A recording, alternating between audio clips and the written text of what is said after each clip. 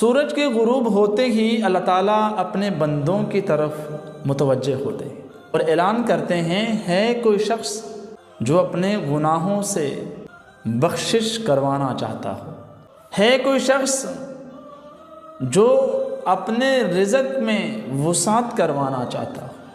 اللہ اعلان کرتے ہیں، کون مصیبت میں ہے اور مجھ سے چھٹکارا حاصل کر لے۔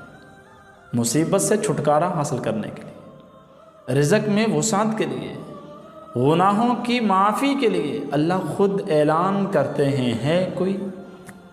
تو ہمیں اللہ کے دربار میں ہر وقت عاجزی کرنی چاہیے۔ لیکن یہ جو رات ہے، زندگی میں ایسے موقع کبھی کبھی نصیب ہوتے ہیں۔